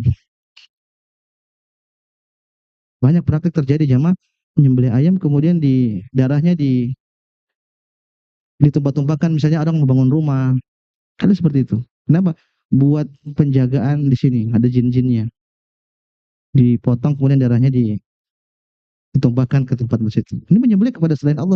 Lalat aja masuk neraka, apalagi ayam, apalagi kambing, apalagi sapi. Allahu Akbar. Mengerikan. Dan banyak orang masih belum sadar yang seperti ini. Kenapa mereka biasanya tujuan dunia? Saya kasihan sama sebagian orang, ibu-ibu jamaah.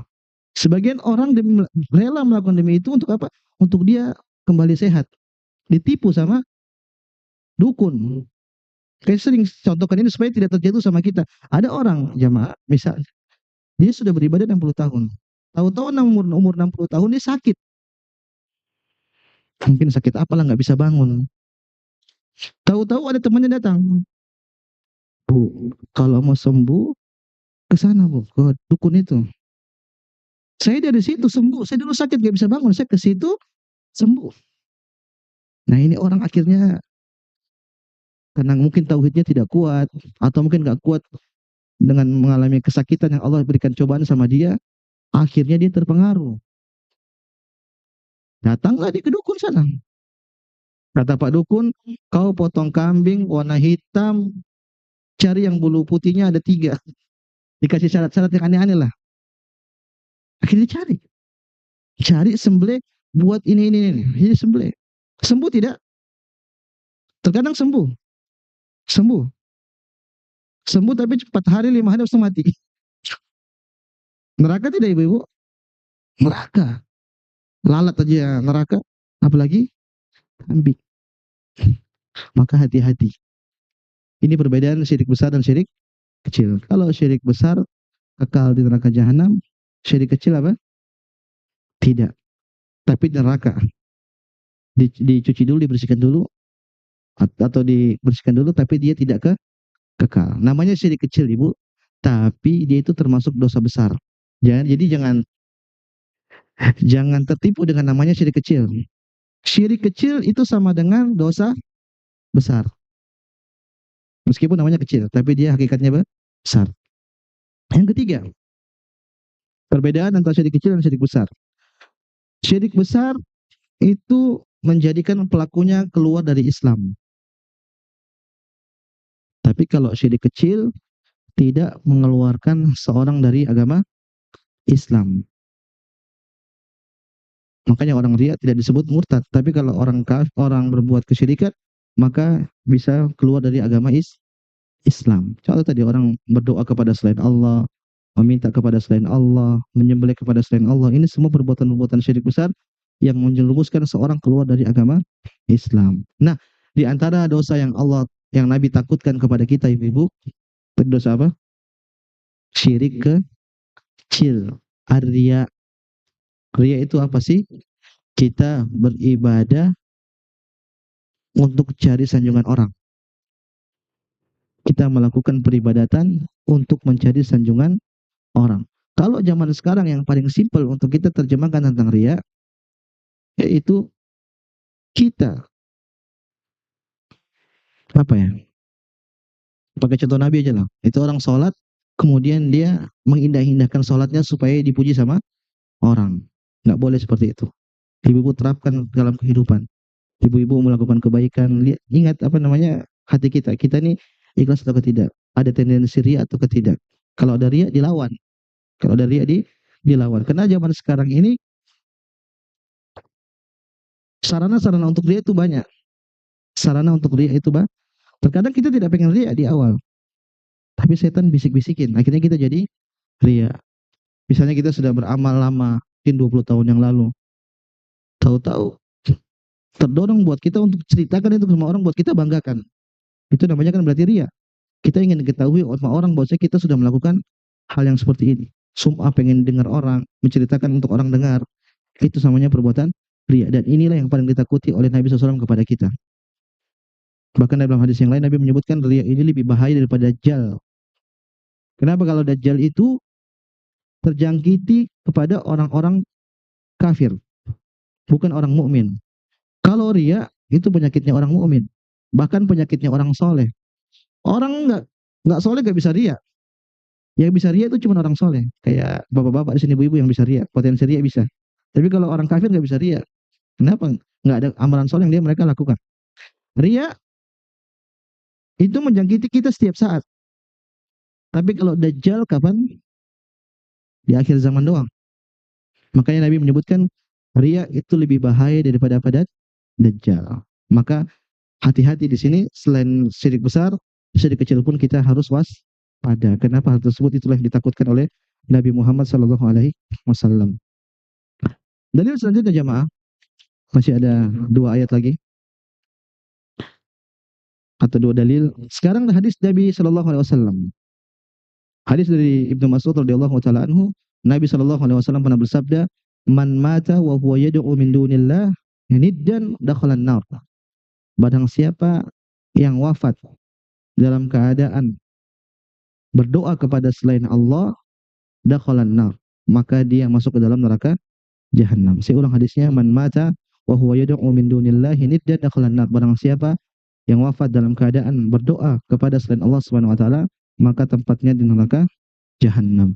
Jamaah SWT ini menjelaskan kepada kita sekali lagi tentang bahayanya syirik.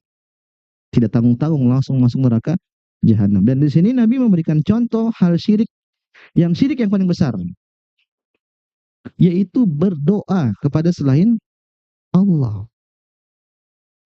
Ibu-ibu jamaah, puncak dari peribadatan itu doa. Makanya Nabi tatkala ditanya tentang doa, Nabi mengatakan ad-du'a huwal ibadah. Doa itu adalah ibadah. Ibadah itu banyak. Kita salat, kita ngaji, kita baca Quran, kita sedekah, itu semua ibadah. Tapi tatkala Nabi menjelaskan tentang ibadah, Nabi hanya menyebutkan apa? Doa. Kenapa? Peribadatan yang paling inti itu doa. Tatkala kita minta sama Allah, itu kita sedang merendah-rendahnya, kita mengakui kita itu lemah, kita butuh sama Allah. Nah, tadarru seperti ini, kehinaan seperti ini tidak boleh diserahkan kepada selain Allah Subhanahu wa taala. Nabi juga pernah bersabda, "Al-hajju Arafah." Haji itu wukuf di Arafah. Saya tanya sekarang, apakah haji cuma wukuf di Arafah doang? Banyak ritual-ritualnya. Tapi tatkala Nabi menjelaskan haji, Nabi menyebutkan wukuf di Arafah. Kenapa? Orang di wukuf Arafah itu benar-benar inti dari peribadatan haji. Kenapa? Mereka berdoa kepada Allah Subhanahu wa taala. Nabi sallallahu alaihi wasallam doa dari selesai khutbah selesai zuhur sampai menjelang maghrib, doa angkat tangan terus. Sampai dibuatkan bahwasanya beliau tatkala ontaknya goyang-goyang, beliau masih angkat tangan. Harusnya kan berhenti dulu, enggak, tapi beliau pegang tangan satunya, pegang ikatannya, yang satunya tetap angkat tangan sambil berdoa. Ini menunjukkan ibadah yang paling agung yaitu berdoa. Banyak sekali dalil Allah perintahkan kita minta doa sama Allah. A'udzullaha wa antum muqinuna bil ijabah. Berdoalah kepada Allah dalam keadaan yakin Allah akan ijabah. Wa qala rabbukum ud'uni astajib lakum, kata Allah Subhanahu wa taala. Wahai hamba-hambaku, berdoalah kepadaku, niscaya aku akan ijabah doa kalian. Bahkan dalam hadis Nabi menyebutkan, man lam yas'alillah, barang siapa yang tidak doa sama Allah, yaqdab anhu au yaqdab minhu. Allah akan marah sama dia. Kita nggak doa sama Allah nih, Allah marah sama kita. Beda sama kayak kita. Kalau kita kan orang minta sama kita, kita justru marah, nanti minta-minta terus. Kalau Allah enggak. Allah justru senang kalau kita minta sama Allah. Bahkan dalam hadis Nabi mengatakan, mintalah sama Nabi, mintalah sama Allah Subhanahu wa taala meskipun hanya minta kalau saudara kalian putus. Artinya kita bersandar saja kepada Allah Subhanahu wa taala. Sejak kita mau bangun tidur sampai kita mau tidur itu harusnya kita bersandar minta doa terus sama Allah Subhanahu wa taala. Nah, doa tidak boleh diserahkan kepada Allah selain Allah Subhanahu wa taala. Ini puncak dari peribadatan. Maka kalau ada orang berdoa kepada selain Allah, maka sungguh dia telah terjatuh dalam kufur yang sangat besar. Contoh orang doa kepada selain Allah misalnya datang ke kuburan, minta sama penghuni kuburan.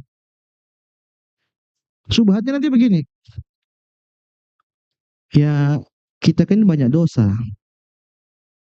Kalau kita berdoa kepada Allah nggak diterima, kita banyak dosa. Maka kita minta lewat orang-orang soleh. Kenapa? Ini ring satu. Jadi kita minta dulu sama dia, nanti dia sampaikan sama Allah. Analoginya begini, yang lebih mudah. Misalnya kita mau ketemu Pak Prabowo, bisa tidak langsung? Nggak bisa. Harus lewat siapa? Mayor Teddy. Oke? Kita ke Mayor Teddy dulu, Pak. Saya mau ketemu Pak Prabowo begini-begini. Kan begitu. Kita rengenya kepada siapa? Kepada Pak Prabowo apa kepada Mayor Teddy? Ibu ragu-ragu. Sekarang saya mau ke Pak Prabowo. SOP-nya harus lewat sekretarisnya dulu. Naskap. Sekarang saya ke Mayor Teddy. Saya mintanya sama Mayor Teddy apa saya minta sama Prabowo? Sama Pak Prabowo. Mayor Teddy, kita merengek-rengeknya sama Pak Teddy. Itu dunia. Memang begitu prosedurnya. Tapi kalau sama Allah nggak perlu pakai perantara, langsung. Sekarang kalau ada orang dia punya mindset begitu, dia mengatakan kita ini dosa. Kalau sama Allah nggak diterima, nggak didengar, harus lewat perantara. Akhirnya dia datang kepada kuburan orang soleh. Saya tanya sama jamaah, dia merengeknya sama Allah apa sama penghuni kubur? Sama Allah apa sama penghuni kubur? Yang tegas. Sama penghuni kubur. Nah, rengek-rengek itu nggak boleh. Kita harus serahkan sama siapa? Allah. Kalau kita rengek sama dia, kita melazimkan bahwa dia dengar doa kita. Dia bisa sampaikan sama Allah. Nah, Allah saja, Nabi saya nggak tahu apa yang kita lakukan. Tatkala nanti di haud, di telaga, ada orang-orang yang minum di telaga Nabi, diusir. Nabi mengatakan, ummati, ummati, itu umatku, umatku, umatku. Maka dikatakan kepada Nabi, innaka la tadri ma ahdatsu ba'dak. Wahai Muhammad, kau tidak tahu apa yang mereka lakukan setelah meninggalmu. Berarti Nabi tidak tahu keadaan umat Nabi SAW setelah beliau wafat. Ini ada orang meninggal, kita doa, nanti disampaikan sama Allah. Ini syirik-syirik besar jemaah. Syirik apa? Besar. Ada orang juga kena kesusahan di laut, mungkin kena ombak. Dia tidak minta sama Allah, ya wali fulan, ya Abdul Qadir Jailani dan seterusnya. Ini syirik. Berarti dia meyakini si wali itu mendengar dia, berarti kan? Padahal orangnya tidak ada yang maha mendengarkan siapa?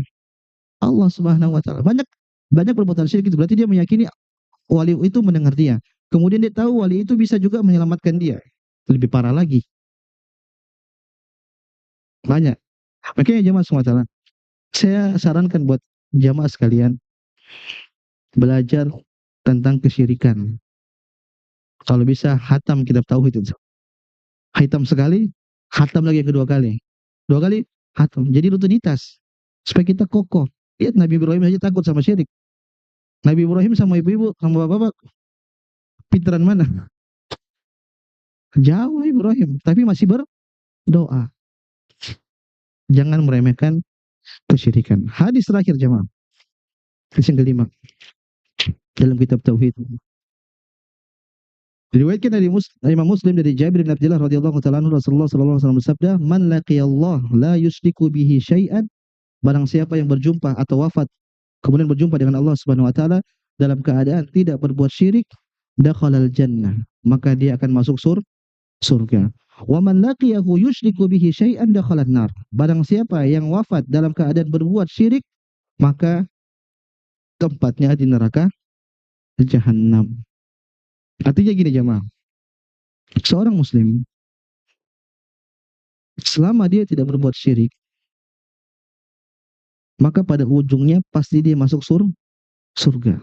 Meskipun mungkin dia diazab dulu, mungkin itu maksudnya pelaku maksiat, mungkin pezina, penjudi, pembohong, apapun. Selama dia tidak berbuat syirik, pada ujungnya dia pasti masuk surga. Tapi kalau ada orang baik, tapi dia pelaku syirik, maka bisa dipastikan dia kekal di neraka jahanam. Mengerikan ibu-ibu. Hidup di akhirat itu bukan 1 tahun, 2 tahun. Berapa lama? Selama-lamanya, abadi. Nanti kematian itu akan ditampakkan dalam bentuk kambing. Kemudian kematian itu akan disembelih. Berarti kematian sudah mati. Kalau kematian sudah mati, berarti tidak ada lagi namanya kematian. Nah, itulah nanti yang kita hadapi pada hari kiamat, pada di akhirat kelak. Tinggal milih mau kekal di neraka atau mau kekal di surga.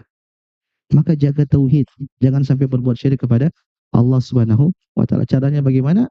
Kokohkan dengan memperdalam ilmu tauhid dan juga mempelajari tentang keburukan-keburukan, tentang kesyirikan. Allah taala jamaah semua taala, ibu-ibu yang semua taala ini bisa kami sampaikan. Mudah-mudahan bisa bermanfaat bagi saya pribadi dan ibu-ibu sekalian sedikit, tapi mudah-mudahan bisa membuat tadzkir kepada kita supaya kita perhatian dengan ilmu tauhid. Jangan terlalu kebanyakan ngaji-ngaji tematik.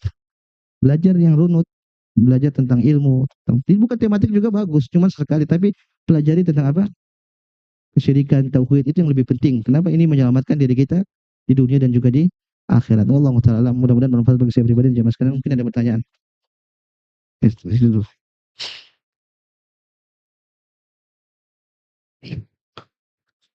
Aldi, Fatina. Assalamualaikum warahmatullahi wabarakatuh, Ustaz. Assalamualaikum. Ustaz, bagaimana halnya dengan kita menisbatkan atau menyatakan sesuatu kepada asbab? Kalau bukan karena Anda dokter, saya nggak bakal sembuh. Kalau bukan karena obatnya, kalau kamu nggak datang, saya bakalan celaka. Untung kamu datang. Itu termasuk syirik nggak, Ustaz? Nggak sih? Ya itu termasuk syirik, syirik kecil. Termasuk makanya syirik itu detail. Terkadang kan kita kalau beda kasus itu beda-beda. Kasusnya seperti apa? Contoh perbuatan syirik itu kita menyadarkan sesuatu sebab kita tahu itu memang dari dia, cuman kita tidak boleh kita murnikan seperti dia. Misalnya ada orang mengatakan, aduh ini kalau nggak ada polisi ini saya mati kayaknya kemarin tuh. Itu benar, memang polisi, cuma tidak boleh kita mengucapkan begitu.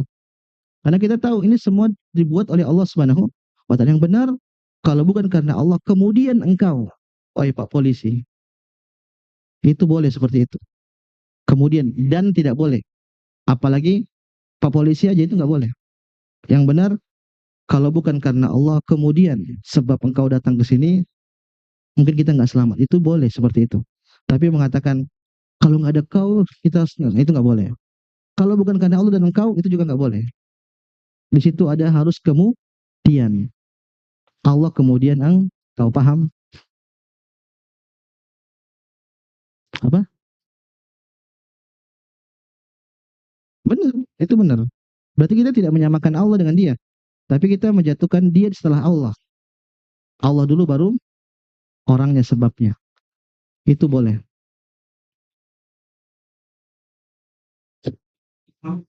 Enggak, itu termasuk syirik kecil. Tidak sampai masuk dalam syirik besar. Allahu alam. Contoh misalnya ada orang, aduh saya kalau nggak minum obat ini nggak bisa sembuh nih. Itu perkataan-perkataan apa syirik kecil. Nggak boleh seperti itu. Tidak boleh seperti itu. Meskipun memang kita itu kenapa tawakal kita hilang, tidak kepada Allah lagi, tapi kepada siapa?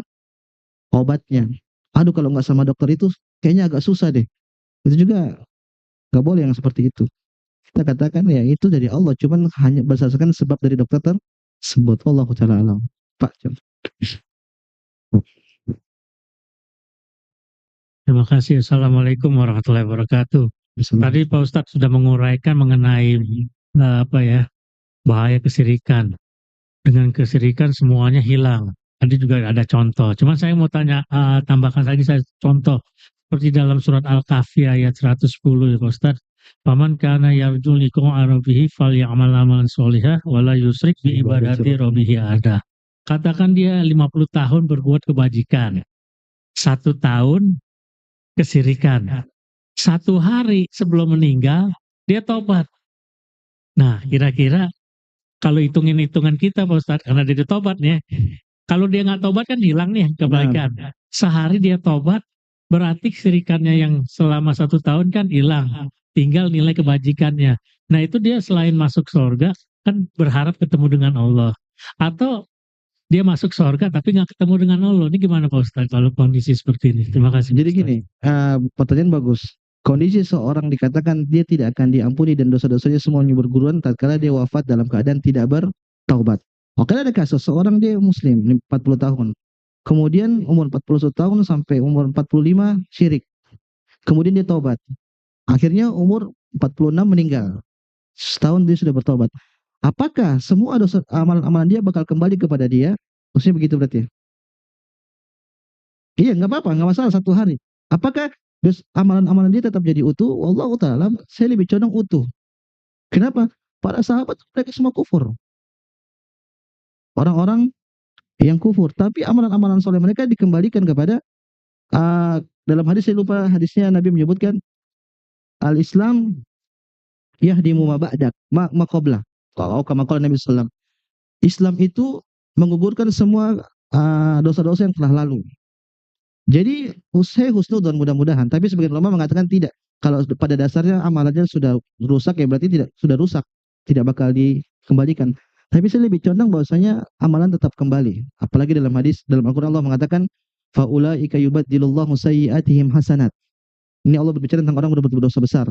Allah mengatakan illa man taba wa amana wa amila amalan salihan faulaika yubaddilullahu sayyi'atihim hasanat. Kata Allah Subhanahu wa taala, barang siapa yang melakukan dosa besar tapi dia bertobat, kemudian dia beriman, kemudian dia beramal saleh, faulaika yubaddilullahu sayyi'atihim hasanat, maka Allah akan ubah dosa-dosa dia menjadi kebaikan. Allahu akbar. Maka kalau masih ada kesempatan untuk bertobat, bertobat. Allah Maha Rahmat, rahmatnya luas, Maha Pengampun. Allahu alam. Seperti itu. Ya, itu dari Ibu tanya. Assalamualaikum.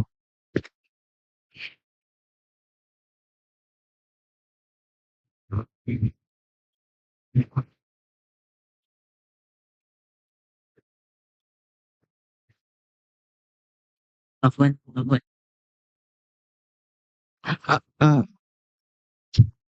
Atau apakah itu termasuk syirik? Kalau minta doa sama orang yang masih hidup nggak apa-apa, nggak apa-apa. Misalnya kita tahu orang-orang soleh, kita minta doa sama mereka nggak masalah juga itu. Tapi lebih lebih manjur kita doa sendiri sebenarnya. Tapi kalau kita minta doa sama orang-orang soleh boleh. Kenapa? Kita minta doa sama dia, dia mampu untuk berdoa. Kalau kita minta sama mayat, apakah mayat mampu berdoa? Kata Nabi SAW, "Idza matal insan inqata anhu amaluhu illa min salas." Kalau seorang mayit, anak Adam meninggal, semua amalannya putus. Jangankan untuk kita, untuk dia sendiri nggak bisa. Karena paling utama dia doakan, ya Allah ampuni saya, ya Allah. Di kuburan kan harusnya begitu. Tapi nggak bisa dilakukan itu. Bagaimana dia mau doain kita? Nggak mungkin. Justru Nabi mengatakan waladin sholihin yad'ulah. Anak soleh itulah ya justru yang doain dia, bukan anak soleh minta sama dia. Maka dilarang itu karena mayat itu sudah tidak mampu lagi, tidak bisa melakukan apa-apa. Tapi kalau orang masih hidup, apalagi kita tahu ini orang baik, orang soleh, potensi doanya diijabah, boleh kita minta doa sama mereka seperti itu. Baik kan? Tapi kadang-kadang kita suka nggak, dikarenakan kita nggak enak sama orang tersebut. Gimana? Kalau misalnya kita melakukan satu amal soleh, tapi niatnya itu kadang awalnya bukan karena Allah, tapi karena kita nggak enak sama orang tersebut. Apakah ini termasuk syirik juga? Itulah riya. Itulah riya. Kita beramal untuk orang lain. Itulah riya. Misalnya diajak sedekah, aduh nggak enak sedekah aja lah. Itu karena itu namanya riya. Kita beribadah karena orang. Apakah kita tetap harus meneruskan amal soleh itu ataukah ya udahlah daripada kita nggak niat ikhlas karena Allah, nggak usah gitu? Enggak, tetap melakukan tapi ikhlas karena Allah. Bisa digabung. Bisa digabung. Lawan. Riya itu memang dia dorong terus. Oke lah, misalnya niat awal kita nggak enakan. Nanti bulan depan ikut, tapi ini bukan karena itu, karena Allah. Lawan riya. Meskipun memang kadang-kadang di setan akhirnya udah nggak usah juga, itu salah. Akhirnya salah. Nanti kalau ada orang mau sholat 5 waktu di masjid, nanti ente dilihatin orang soleh lah. Akhirnya dia nggak mau sholat. Nggak boleh. Tetap kita lakukan, tapi niatkan ikhlas karena Allah ini perjuangan. Makanya ikhlas itu butuh perjuangan. Jadi tetap dilakukan ibu, tapi niatkan karena Allah. Jangan ditinggalin. Jangan ditinggalin seperti itu. Allah alam. Zaman sekarang ini kan Pak Ustadz, orang dengan mudahnya posting di media sosial. Terus kemudian pada saat mau umroh atau dia memberikan sedekah, posting di media sosial. Itu kita kan tidak tahu bahwa maksud mereka itu ria atau enggak. Apakah itu termasuk ria? Pertanyaannya bagus. Ibadah orang ibu-ibu kita nggak bisa menilai. Ibadah orang kita tidak bisa menilai karena ria itu tempatnya di hati. Kita nggak bisa buka hati orang. Maka kalau ada orang pamer-pamer ibadahnya, ya udah biarin urusan dia. Kita nggak boleh nuduh dia juga. Saya bicara begini maksudnya kita terapkan pada diri kita sendiri. Jadi kalau ada teman ibu pamer-pamer lagi umroh, udah biarin urusan dia. Tapi kalau bisa kita nasihatin ente gitu tuh potensi rianya besar. Tapi kita nggak nuduh dia ria. Ibu, udah dimatiin ya kamera? Saya ini bu punya Instagram, punya reels, tahu reels kan? Video-video. Itu saya tidak sengaja kan buat konten, tapi video-video kajian seperti ini dipotong-potong. Itu kalau yang like lebih dari 1000, itu setan buat kepala saya besar. Awalnya tidak ada niat, tapi setan dorong. Padahal sama sekali dari awal ini bukan saya yang bikin, teman-teman yang bikin, cuman posting aja. Cuman melihat itu aja saya apalagi sudah di komen, Masya Allah Ustadz, barakallahu fiik Ustadz. Oh hati saya tambah berdebar-debar, tambah bikin lihat. Maksud saya kita tutup pintu-pintu seperti itu bu. Ibu pergi umroh, ibu pamer-pamer. Boleh tidak? Itu urusan ibu terserah. Tapi saya khawatir kalau ada orang mengatakan, Masya Allah ibu, barakallahu fiik, mudah-mudahan umrohnya berkah. Itu kan hati kita nanti jadi, oh orang tahu saya umroh.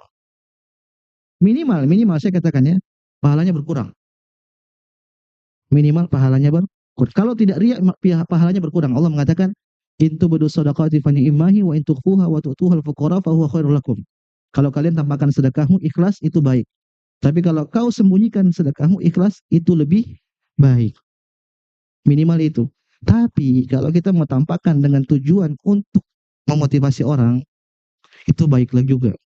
Mandalla ala khairin falahu mithlu ajri fa'ili. Barang siapa yang mengajarkan kebaikan kepada seorang kemudian dilakukan oleh orang, maka dia akan mendapatkan kebaikan tersebut tanpa mengurangi pahalanya. Jadi kalau kita mau terapkan sama diri kita, ibu-ibu, kalau kita mau pamer, tanya dulu hati kita ini kita mau ngapain. Kalau kita ingin memotivasi orang, oke lah. Tapi hati-hati, itu biasanya was-was setan juga. Apa?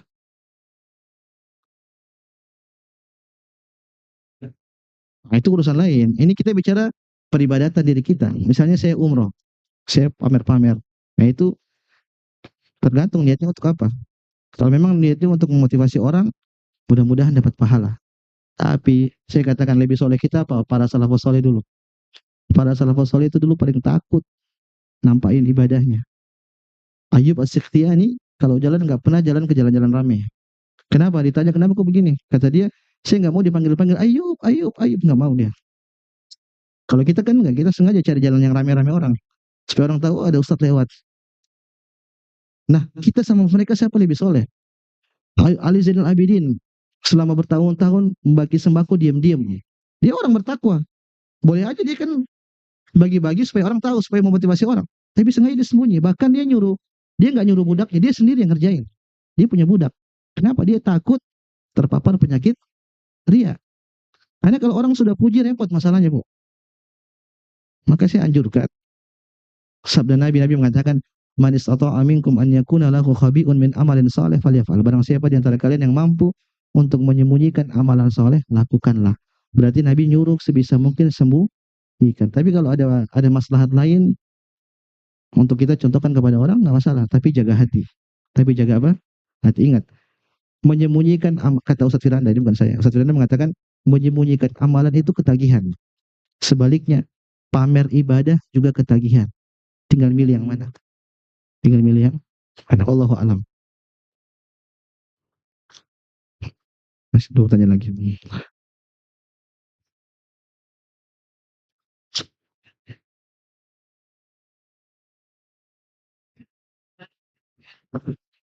Syukuran gitu maksudnya Pak Ustadz, kan mereka bilang kamu ngadain itu kayak walimahan kayak apa gitu, misalnya pamit sama tetangga, nanti kalau nggak balik lagi jadi niatannya tuh apa ya Pak Ustadz, kayak gitu dibilang riya nggak kayak gitu Pak Ustadz? Nggak bisa, itu kembali kepada hati orangnya masing-masing. Dia tujuannya apa? Jadi saya nggak bisa nilai nilai person masing-masing. Nanti saya jawab ini salah, ternyata dia nggak begitu. Saya jawab ini juga enggak. Jadi kembali ke orangnya masing-masing, tujuannya apa? Seperti itu. Kita nggak bisa nuduh orang juga karena itu kembali lagi kepada hati seseorang. Allahu alam.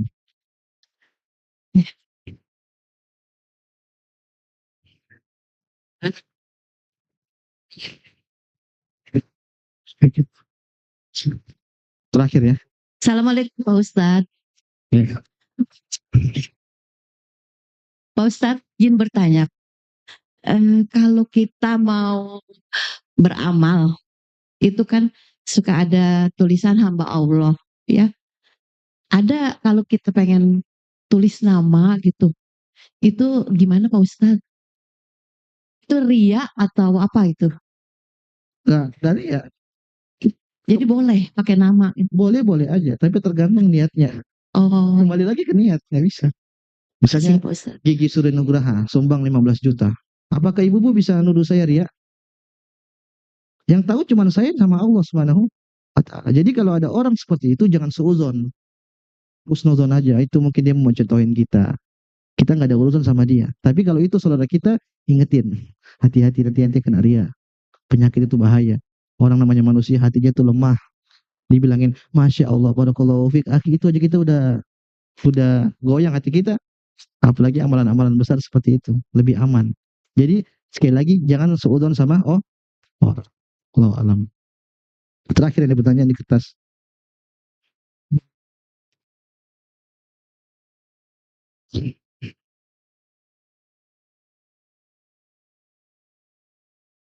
Ini Ustaz, kita berobat ke tabib bukan ke dokter, apakah boleh? Syirik atau tidak?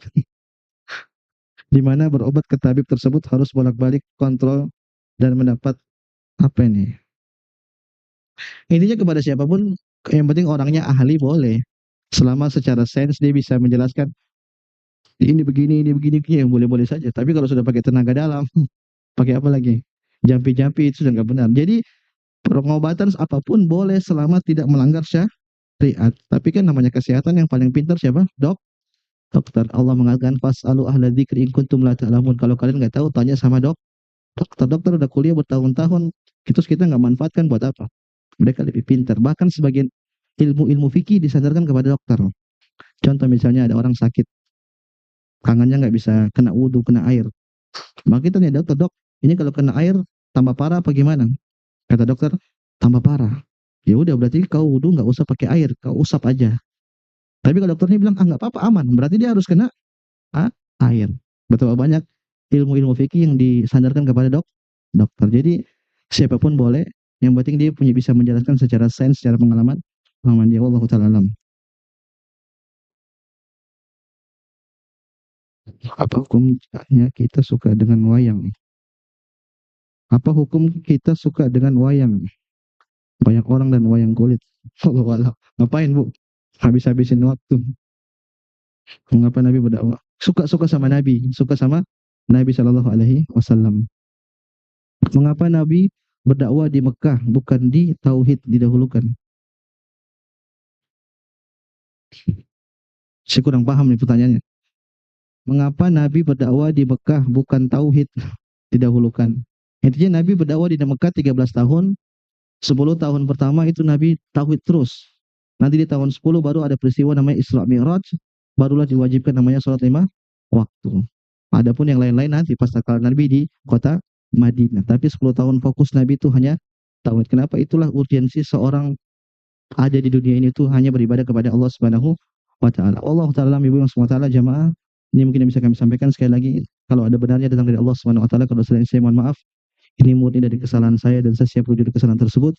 Saya tutup subhanakallahumma bihamdika asyhadu an la ilaha illa anta astaghfiruka wa atubu ilaik. Assalamualaikum warahmatullahi wabarakatuh.